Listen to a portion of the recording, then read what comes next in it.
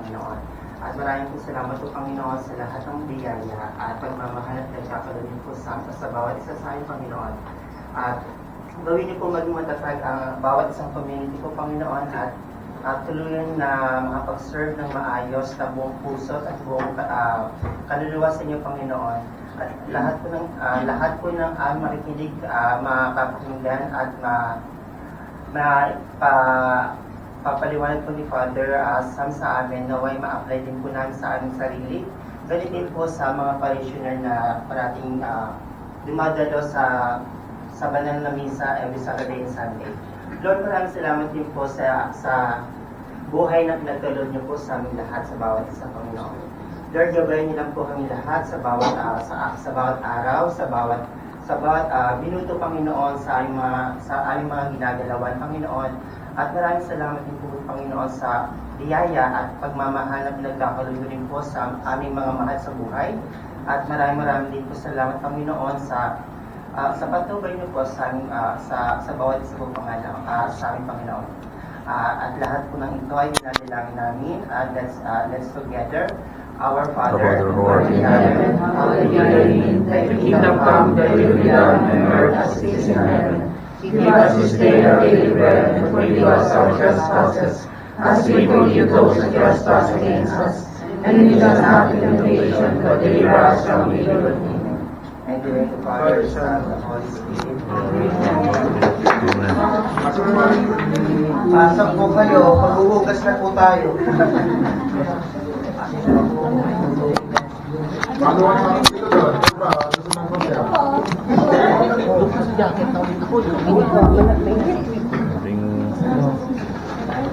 Once again, magandang gabi po sa ating lahat, children of God.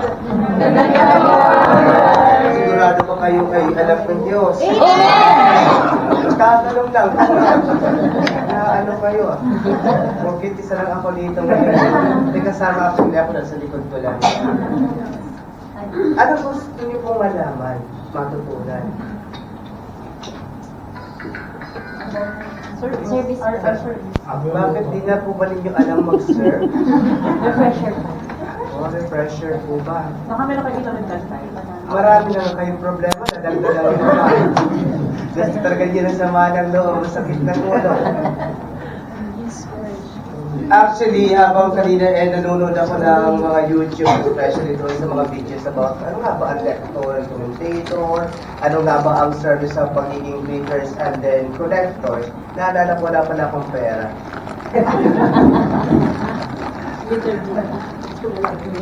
Sino mga greeters po dito?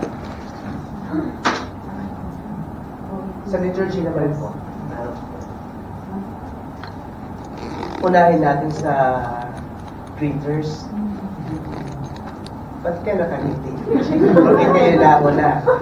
Parang gusto sabihin sa liturgy Kayo po ba dito ay bali ang sa greeters na? Anong pakiramdam na nag-greet ng mga tao nakatato? Ano pakiramdam kapag nakakasalamuha mo ang mga tao? Masaya. Because sure yun. Ilang taon na po ba ang pagsiserve? Ako, nasa 7 years. Wow! Lahat po ba doon ay masaya? Halo-halo. Ano Masaya. po halo-halo? May ubi halaya. Ano po halo-halo na mayroon? Yung mga pasaway na ng mga tradisyoner, pero iniintindi lang sa unawain. Nagpaparinig po ba kayo? Ako pinamarinig dahil baka naman mabigyan ng mensahe. Pero ikaw, bakit ka nagsiserve? Kahit alam mo naman na busy ka sa trabaho. Yan ang taratuloy na estudyante, tumatayo. Running for honor. Actually po, natin sa mga bilang isa lang po ang parishioner. So, kaya po ako na-convince pinag-try ko po siya. Pinag-try ko po siya. Sabi ko, Lord, bigyan mo ka ng sign kung ako ba ay karapat dapat mag-serve sa iyo at manalig sa iyo. Yung that time sign, yung silulog ko. Sabayan po kami ng silulog. Sample naman dyan. Then after nun, tuloy-tuloy na po siya. Tuloy-tuloy na po siya hanggang sa na-convince na ako sa mga events. Hanggang si Bro Maynard sabi na, oh sige, mag-train ka na. Pero wala na akong kasalanan, no? Sobrang dami kong kasalanan. Until nung magkasalanan pa naman ako, hindi ko naman sinasabi na perfecto. Pero dahil sa kanya, unti-unti niyang nababago ang personality ng buhay ko. Kasi kung hindi po sa kanya, doon pa rin ako sa dating ginagawa ko. Na which is na-realize ko na, mali pala yung ginagawa kong ganong bagay. So, until na sinurrender ko sa kanya yung sarili ko na, sige, kung talagang para ako sa iyo, manahan ka sa puso't isipan ko at pag-utusan mo kung anong gagawin ko sa bawat araw na dapat kong gawin. Until now, so, nagpapasalamat ako kasi kahit pa paano, na-apply ko din yon sa mga parishioner na maging huwag masyadong negativity. Kasi kung meron tayong negativity, hindi tayo magkakaroon ng focus kung ano mang gusto natin gawin. At saka hindi tayo nilay-nilay na maayos kasi nasa isip natin, puro negativity, ganito nangyari hanggang sa instead na magpupuntingin tayo sa nakikinig sa homily at simbahan, tayo nilang mismo aalis. Kasi nga, dahil sa nangyaring negativity na hindi naman dapat gawin natin i-absorb sa sarili natin. Ayun po, bilang po para sa sarili ko at para sa kung ano yung karapat-dapat ko. Salamat, Kapitan. Dahil bukas na magplataforma, sino po boto ngayon? Kayo po. Hindi pa po yun ang aking tanong. Ito po yung ang katanungan ninyo. Ang dami po. Oo, candidate number 1. Ito po yung katanungan ninyo. Sa ministry ninyo, ano mga disappointments ninyo po? Lalo sa mga kasamahan ninyo. Sa akin po, wala naman pong... Mayroon po yan. I-push po natin. Kasi Ano po, may pagka inisan ninyo? tinitingnan po natin yung disappointment, parang hindi tayo nagsisilbi. May mga tao na may mga ugali, pero dapat nating isipin na ano nila yun tao tayo, tao lang tayo. So, disappointment, wala po talaga akong makitang disappointment. Kasi yung sarili ko, yung tinitingnan ko lang as nagsisilbi. So, kung titingnan po kasi natin yung iba, then madi-disappoint tayo. So, kung sakali, halimbawa, yung isa dyan ay medyo may attitude. May attitude. May attitude na parang sometimes sarcastic or mainitin ang ulo or anything. Kung papansinin po natin yun, disappointment yun. Kaya lang po sa akin kasi, hindi ko pinapansin na yun. Kasi kung hindi, pag pinansin ko yun, parang hindi na rin ako nag-involve. So, bakit ako nandito? Kasi, para pagsilbihan siya dahil napakarami kong utang na loob sa kanya. So, kulang pa yung pagsisilbi ko kahit may sakit ako. Minsan, madalas absent, pero sinisikap ko pa rin na nandito para magsilbi sa kanya dahil alam ko malaki ang utang na loob sa kanya. Dahil mahal niya ako, dahil binigyan niya ako ng pagkakataon na mabuhay. So, yun na. Pakisulat sa maalala mo kaya. Maalala mo kaya? Kung magpakailan dito. Maraming salamat po. Totoo kasi na may mga disappointments tayo sa ministry. May mga kasama tayo na bibida-bida. May mga kasama tayo na para bang siya na lang ang lahat. Pwede mo bang siya nagdadala ng grupo at hindi na humihingi ng tulong? Tama po ba? Hindi mo katabi mo ba? Kasya na yan. May mga sarcastic na hindi iniisip yung ano ang mararamdaman ng ibang tao. May mga personality na para bang ay hindi naman nakakatulong pero pinupush at tina-achieve pa rin. Nakakasira ng samahan. May nalala po ba kayo? Huwag ka na version na kay Ate Roda pangalan na. Sa liturgy naman po natin, mga lectures po natin Lisa. Sige po, the same question. Saan po gusto niyo doon? Ano motivation niyo? Bakit kayo pumasok sa ganyang kasamaan ng loob? Yung ministry na yan. Candidate number 2. Palakpakan po natin.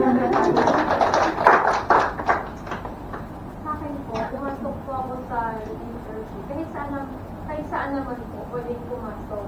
Huwag na. So, at Sarap ng pintuan eh. Baka sa mga Indian ka pumasok ka. para po mag-perfect hindi po kasi, para sa akin, parang hindi po complete yung isang week kapag hindi po ako nakapag-perfect. Yan po. Parang may kulang po. Kaya po ako pumupunta dito para mag-perfect. At para din po, kasi makasalanan po tayo, hindi po sa isang Sinamay pa ako. wala. Hindi kayo niliti. Happy po kayo. Makasalanan po. So, kailangan pong mag-serve kay God para po ibalik sa kanya lahat. Naibalik mo na ba? Yung Tupperware mo, away. Saan yan? Kulang ako. Sino gustong humabol? Magkakarambola na po tayo. Sa letrang B. Kayo po, ano po masasabi?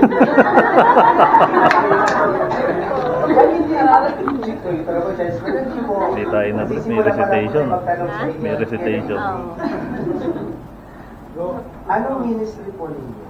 Greetings and correction. Oh, sino po kasamaan niyo ng loob? Wala po, parang nakatay kayo. Meron na ba? Manipis na? Wala pa po. Sabi na po ba? Atay natin naman. Sabi ba sa magkakapigit na tayo? Ano po ang ministry? Sir. Sir, kayo ang nag-welcome sa mga tao. Ano ba? Ba't kayo natatakot? Greeters po ba kayo? Alin, sabi ko naman. Ano yung tatakot ang bibig ninyo dahil kailangan nyo mag-proclaim ng Ebanghelyo? Ano na iba na bago sa inyo habang kayo nagbabasa? Ng Word of God? Ha? Palitan din mo na ay support sa lapo. Kasi hindi kayo nagbabasa bago kayo pumupunta ng simbahan ng gospel. Hindi pa ba tayo nagbabasa kapag... Di ba nasa May recitation monitor pala na- yun, no? Ano man naman nabago nito na Hindi tayo nabago sa makapag-review. buhay, hindi papasok niyo sa ministry ninyo. Father, araw pa lang po ako sa church. I was one of the Philcom coordinator previously. One of the community coordinator. Kasi sa akin po, wala na ako sa posisyon. Sa natapos yung term ko, sa aming community, natapos ang ano. So parang sabi ko sa sarili ko, what can I do now? So sabi ko, hindi ako mag-serve dahil lang sa posisyon. Dahil wala na akong posisyon, hindi na ako mag-serve. So, I feel like, sabi ko, itong simbang gabi, try ko ngang pumasok sa isang ministry ng simbahan. Because I was active in the community. So, sabi nga ganyan, try ko sa, actually kayo na training sana sa liturgy. Hindi ko lang alam liturgy pala. Ang pinapasukan ko for 6 days training ay sa greeters. Wow! So, I was there in the greeters sa simbang gabi for 6 nights. So, I feel the presence of the Lord while serving. Nagwe-welcome ng mga tao. And then, makita ko yung struggle talaga ng greeters during the simbang gabi. Then I said, I can go with the ministry na kung saan kailangan ako, mas kailangan ako. Sabi ko na I can help them. So, nandun ako sa greeters, but nagnilay ako. Sabi ko, Lord, ano bang kalooban niyo para sa akin? Sabi ko. Then, here comes, andun ako pa. Sabi ko, napagtanto ko na, gusto ko sa liturgy. Then, nagpaalam ako sa coordinator ng greeters that I can magta-transfer ako sa liturgy. Kasi I feel like serving in the altar or something, parang I feel the presence of the Lord. So, through that, naka-receive ako ng blessing. God give it to me. And right now, sabi ko, Lord, answer prayer na ako for a long time. Siguro kalooban mo na magsaserve ako sa harapan ng altar. Pero this time, I have a challenges. There's may challenges pinagdadaanan ko sa ngayon, but I'm still, actually galing ako sa hospital now. So I just came straight here. Kasi ang pinanghahawakan ko ay ang pananalig ko kay Lord.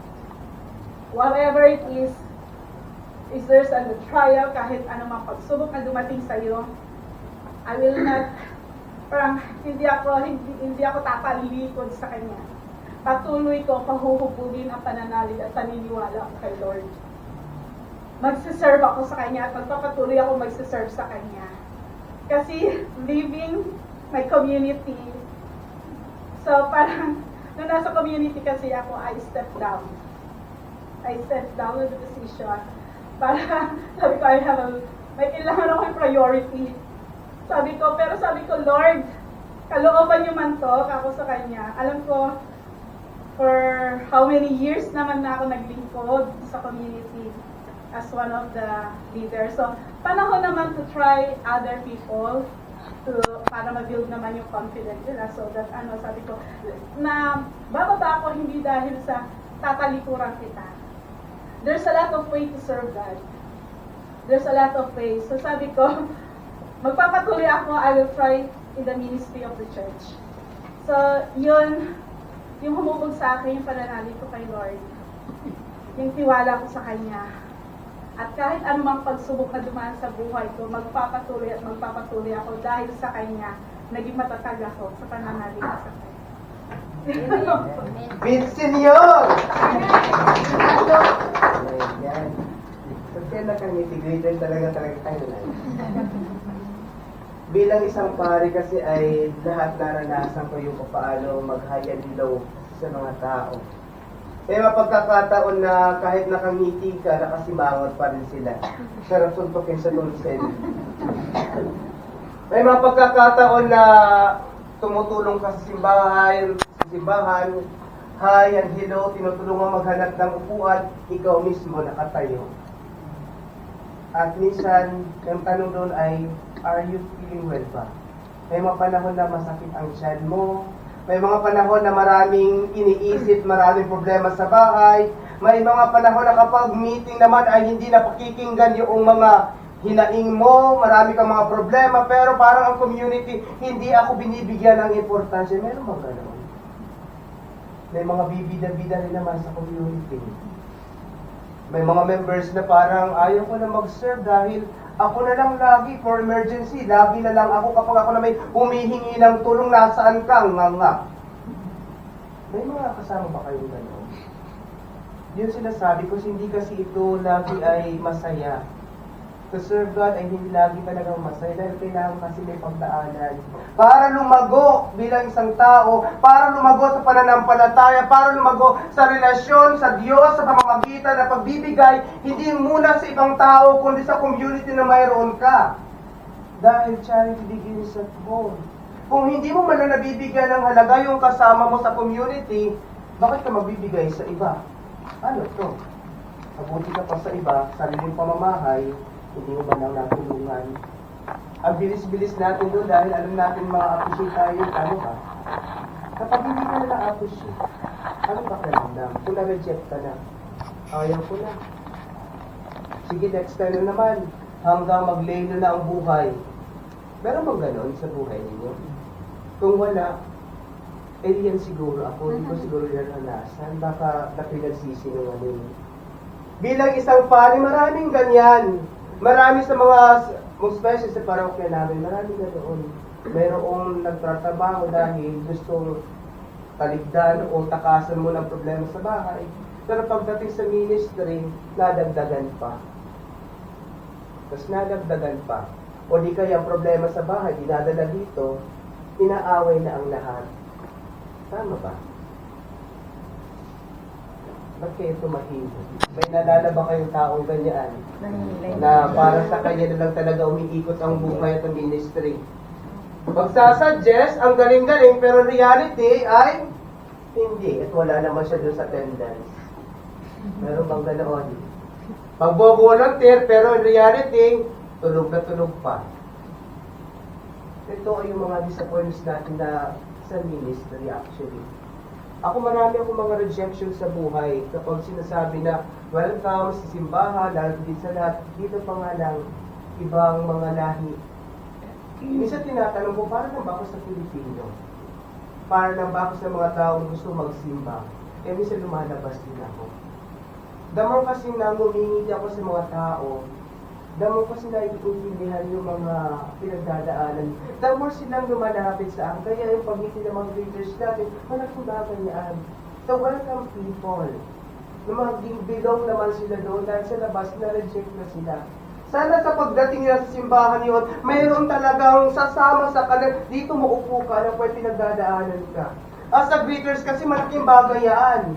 Yung maramdaman ng tao na I belong, wala na welcome ako dito. Hala, safe pala ako dito.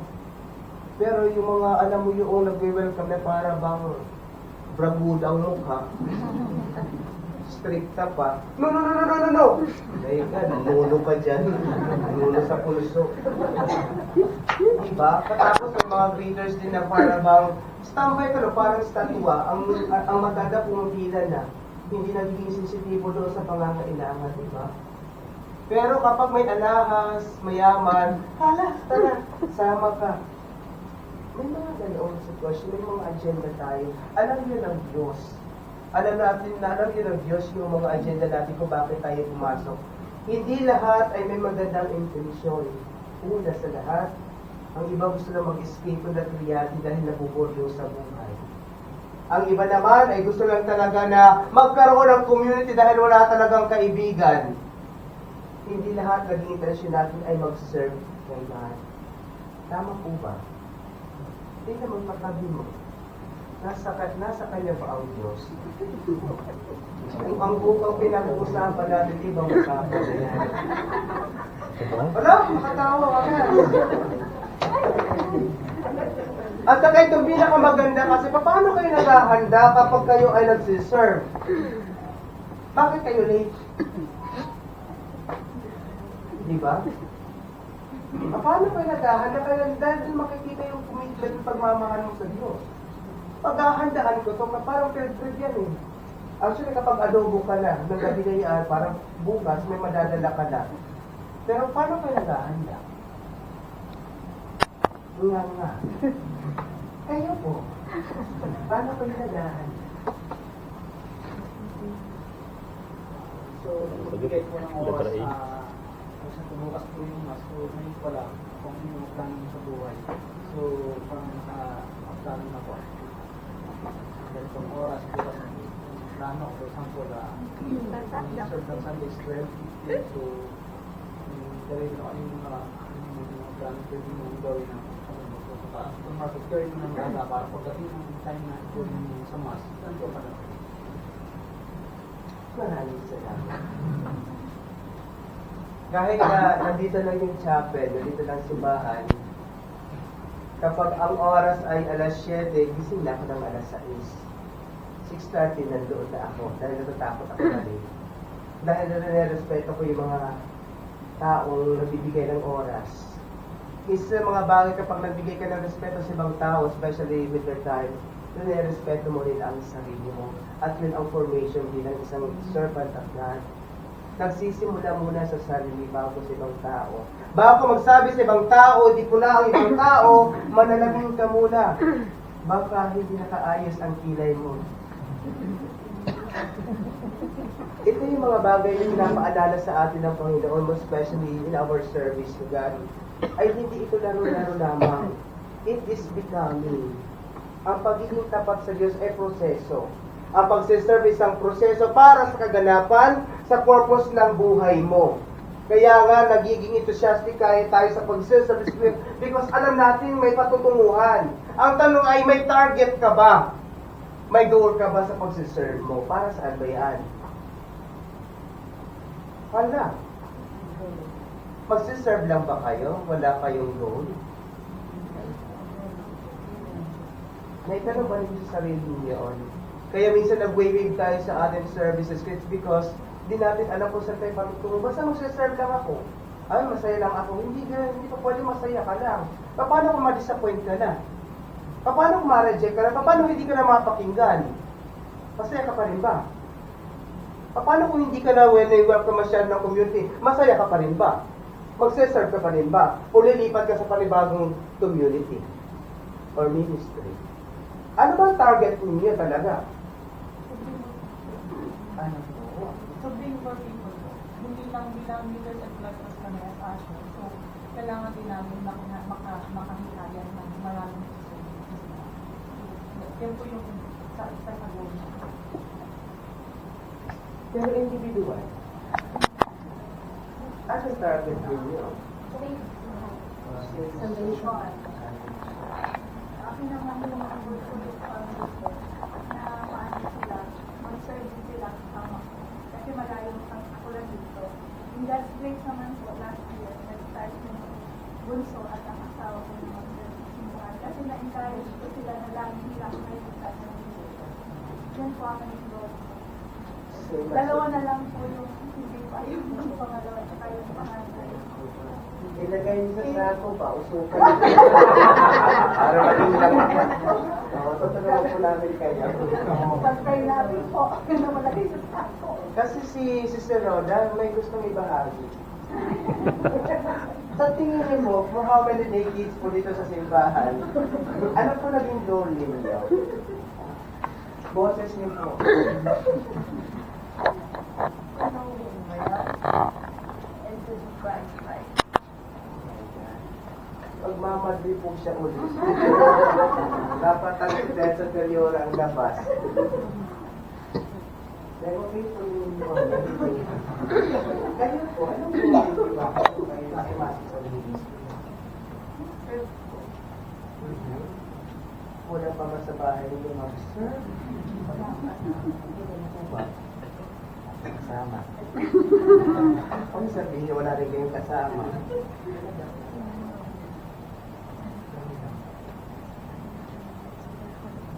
Yeah, okay. Minsan i-take for granted yung magpasa ng mga wasasahan natin. Kasi bilang pare, kasi ang goal namin ay to be Christ-like, maging banal. Dahil lahat ng ministry sa atin ay ibinigay sa atin because that's a gift from God. Tama po ba? Ibinabahagi natin para ano po ba? Para maging kaganapan din po ng ating buhay. Para saan po ba tayo? Para saan po ba paglalakbay natin? Di ba para sa Diyos? Kaya yung services natin ay laging nakatarget doon to the one.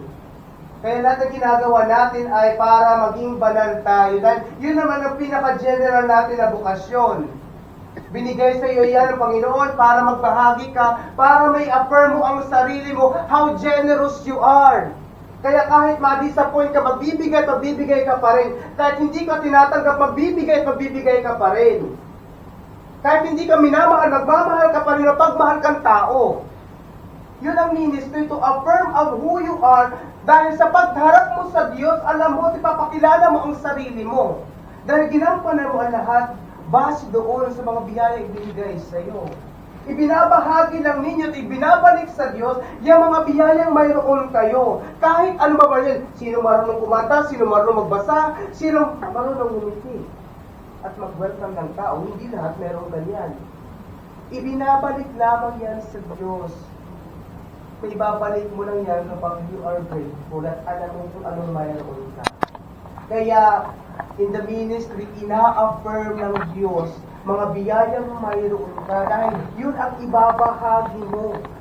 Yun din ang papakilala. So yung pinakamahirap kasi sa mundo, alam mo yung 40 years ka na sa mundong ito, 70 years old, pero hindi mo pakilala ang sarili mo. Tingnan mo ang katabi mo, mas kilala mo pa. Di ba? Dahil nag-gossip ka na. Binibak mo pa, ginudge mo pa, ano ka? Sarili mo, di mo man nakita kung sino ka. Diba? Ang galing-galing natin minsan. Lalo sinasabi ng ibang tao sa labas na nagsisimpa ka pero wala man nagbabago. So, totoo yun. Totoo rin. So, para sa mga pare, hindi lang para sa inyo. Sinasabi, ang galing-galing mo magsabi mo patawad pero relasyon mo nga. Tingnan mo, kakawatak-watak kayo. Kumusta ang relasyon ninyo? Ang galing-galing magbigay sa ibang tao pero pamilya mo kapag humihingi nga. Di ba may ganoon? Magbigay na po kayo. Yung kasi yung invitation ng Diyos sa bawat isa sa atin in our ministry ay yun, magpabanal sa atin. At makilala din natin ang ating sarili. Dahil alam mo, kapag kilala mo ang sarili mo, alam mo kung anong ibibigay mo eh. Kahit anong sabihin ng ibang tao, kahit libakin ka ng ibang tao, kahit naman i-judge ka ng ibang tao, hindi ka maniniwala na first and foremost, kilala mo ang sarili mo. Based sa mga biyayang pinagkaloob sa iyo ng Diyos. Kaya mapatuloy ka magiging mabuting tao. At yun naman ang ministry natin para maging mabuting tao. Kaya tinatanong ko, ano ba ginagawa mo before ka mag-serve? Pakinggan mo ang mabuting balita ng Diyos. At yun ang magiging batayan mo ngayong araw na ito. Ang mensahe ng Diyos. Hindi lang tayo nagsisimba. Actually, hindi lang ministry. Nagsisimba tayo at nakikinig din sa Diyos. Kaya nga sinasabi ko, magbasa ka muna bago ka mag-serve. Para may goal ka sa buhay. Para makita at may target ka sa buhay pang araw-araw. Gusto kong magpapatawad. I want to be a compassionate person. Papaano? Babasahin ko sa Biblia.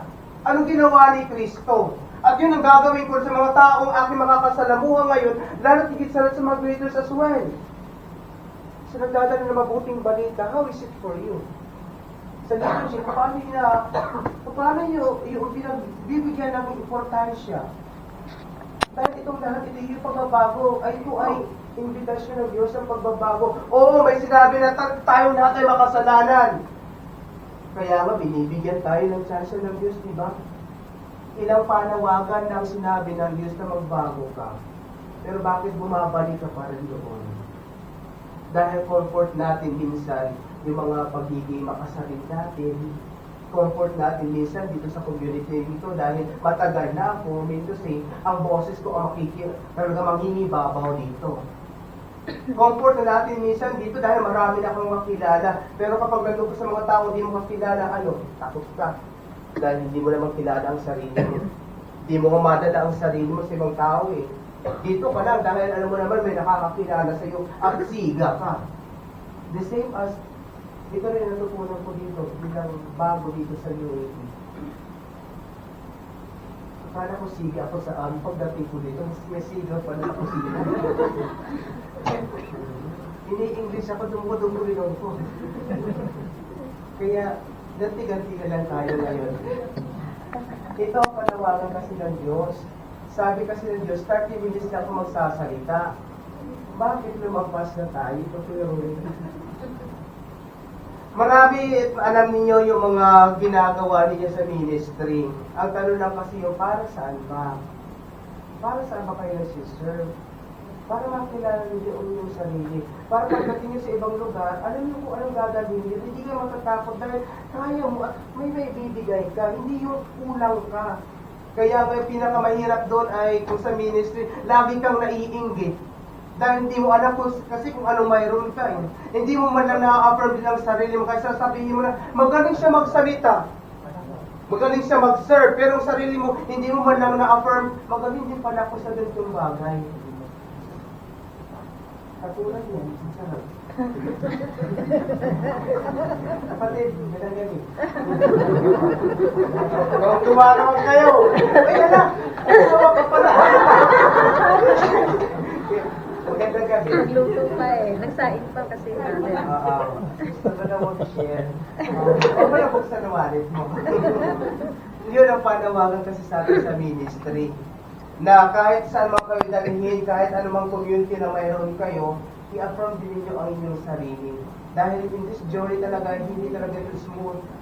Ang pinaka-importante, alam mo paano may ibibigay mo at nagbibigay ka dahil nakatanggap ka. Nakatanggap ka sa Diyos, kaya hindi ka matatakot magbigay dahil nakatanggap ka lang.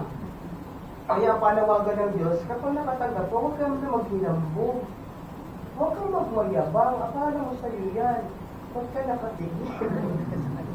Di ba yung mga ganoon, binigyan ka na, parang siga-siga ka na sa inyo. Parang ikaw na talaga ang pinaka-pundasyon ng lahat. Char. Ito kasi ang Diyos, sinasabi niya, binibigay ko sa iyo dahil gusto kong maging ang kababaang loob mo dahil tumanggap ka lang. Kaya learn also how to share. Kaya sa ministry na mayroon kayo, makita niyo kung sino kayo. makita ninyo kayo ay regalo ng Diyos. At sana kapag nabuksan mga puso ninyo, magbigay kayo ng ligaya at tuwa sa mga tao na si mga leaders as well. Sana kapag nag-greet pa lang kayo sa mga tao, nangangiti na sila. Para bang namumulay sa kayo. Kapag connection, ang ganda ng ngiti. Kapag welcome, alam mo yun. Kapag nag-proposition na para sa kuwata, magkano kayo bigayan? Yun kasi minsan, magkano tayo kapag makukuha tayo. Dito lang kasi ang ating pagbabahagi. Palalimin lang siguro yung paalala na affirm ninyo ang sarili ninyo. Dahil darating sa punto na you will doubt yourself dahil may mga tao mas magaling pa sa'yo. Pero hindi mo man lang kasi na-affirm at na-appreciate kung sino ka. Kaya kapag na-appreciate mo lang sa Diyos sa lahat ng ginagawa mo, magpapatuloy ka kahit marami pa yung mga struggle sa buhay, especially na community. At the same time, ang community is ang pamilya. Tama po ba? Sana nararamdaman that you are still safe in this family. Alam mo, makakapag-share kaya ang sinabi ng community na pupunuan niya kung anong kulang mo. Parang relasyon yan. Diba nga, pinasal eh. Oh, namumula? States agad. Parang ang community ay pinupunuan yung mga kulangan ng bawat isa, kaya nagiging isa. Kaya huwag kayong matakot mag-share. Pero ang pinaka-challenge naman doon, huwag ka naman mag-judge. Nag-share sa'yo, huwag ko i-share ng kwento sa iba. Ano ka, maritis ka talaga. Sarap mo talaga ilagay sa panyo at lagyan ng sipon. Happy! Yan tumigas ang ulo. Yan ang panawagan ng sila ng Panginoon para sa atin. Alam natin yung mga protocols doon, mga rules. Ang pinaka-importante na lang kasi doon, yung buhay. Bakit ka naglilingkod? Para yun sa'yo. Hindi lang yun para sa Diyos. Para sa kaganapan ng pagkatao mo. Kaganapan ng pagkatao bilang isang anak ng Diyos. At totoo sinabi ni Sister Rhoda, hindi Christ-like, maging banal. Dahil sana kasi lahat ng mga mahahawakan mo, makakasalamuha mo, ma-inspire mo dahil ikaw ay banal na tao. Dahil sa'yo nadalahan ang Diyos. Yun lamang po. Magandang gabi po. Gutom na po ba kayo? Gutom na po ako. Oh,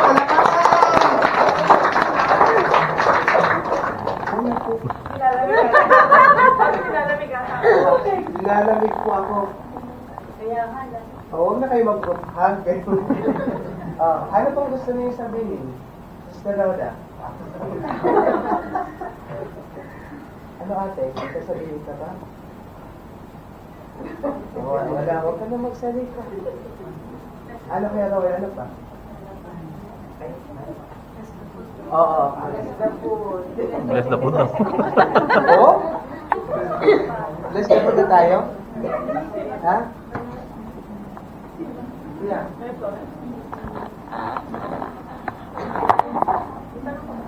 May tanong po ba kayo? Mami, sagutin mo. Sige po, ano po ang tanong?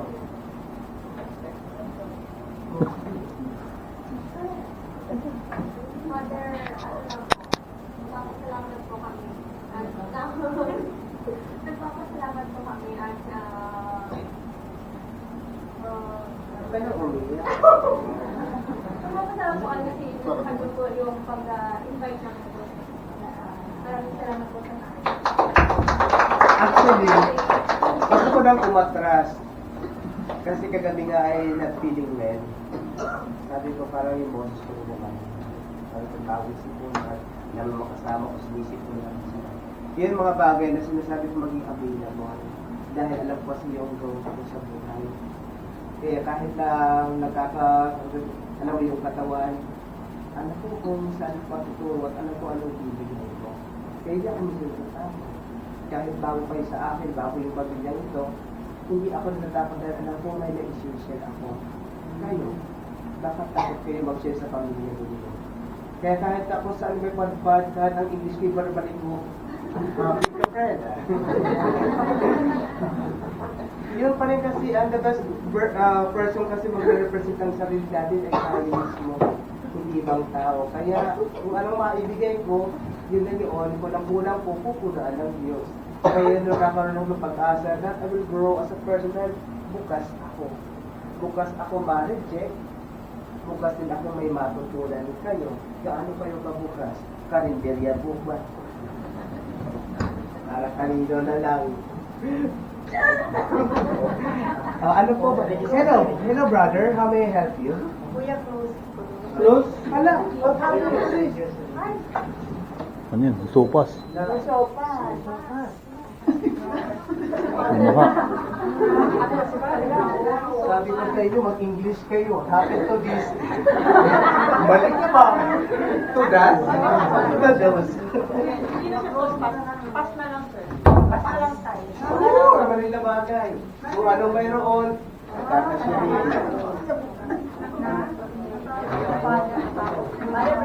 Okay, address na po natin. Nasa na. In the name of the Yung Father, meron. the Son, and Holy Spirit, Amen. Heavenly Father, bless this food and make us truly grateful for all that you have shared with us. Through Christ our Lord. Amen. Father, the Son, and the Holy Spirit, Amen. Magandang gabi po sa inyong lahat.